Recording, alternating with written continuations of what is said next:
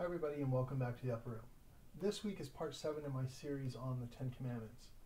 This week we're talking about the 7th commandment, you shall not commit adultery. In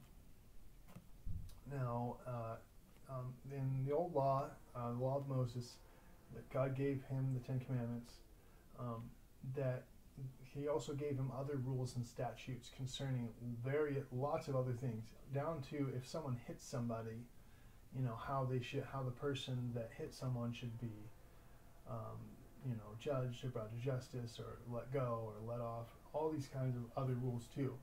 And one of the rules they had was if a woman or a man were caught committing adultery, they were to be stoned to death. So it's a pretty serious offense. And I think the point that God is trying to get across was that the punishment for sin is death, right? And then so if we commit such grave sins, then we are to be punished with death. And so you shall not commit adultery, right?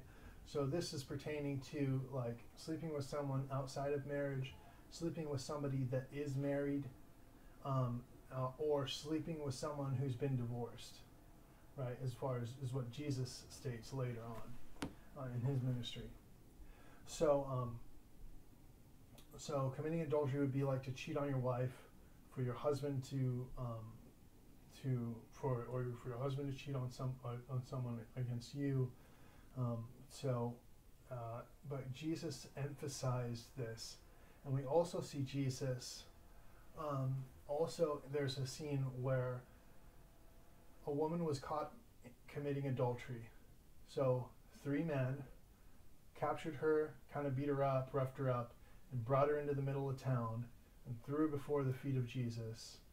And he said, we caught her red-handed committing adultery, and they picked up stones to kill her, to stone her. And they asked Jesus, what would you do with her? And instead of saying stone her, like the Old Testament and the Old Law, instead he knelt down and wrote something in the sand, that of which no one knows what he wrote.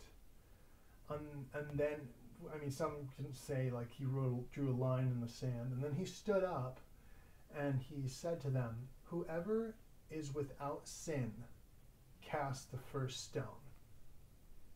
And they all dropped their stones and left, starting with the oldest and ending with the youngest. So I think what Jesus was trying to get across is that all of us are guilty of sin, and all of us are worth being stoned and killed. And so, and Jesus knelt down and told her, rise up, look around you, where are your accusers? They have left. I forgive you. So he forgives him. He forgave her and saved her from that situation.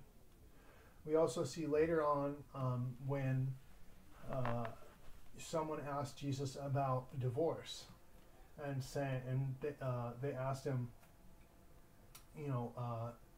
is it lawful for someone to get divorced? Because Moses said that we can give a certificate of divorce if we don't find the wife pleasing to us. And Jesus responds with this, was that Moses allowed you to get divorced because of your hardness of heart, but since the beginning it has not been so. And then Jesus said, but I tell you, if a man so much as looks at another woman with lust in his eyes, he commits adultery. And if a man marries a divorced woman, he commits adultery with her, or vice versa. If a woman marries a divorced man, she commits adultery with him, because marriage is for life. And Jesus said, what God has joined together, let no man tear apart. Right? So man can't split apart what God has joined. And that's the point he was getting across. So you shall not commit adultery, and then Jesus elaborates on what exactly that means, what constitutes adultery. And he goes even further, that if a man even so much as looks at another woman that's not his wife with lust in his eyes, you know, and we think about our day and age, how prevalent pornography is with men and women, and how prevalent, you know, even married couples think that it's a normal thing.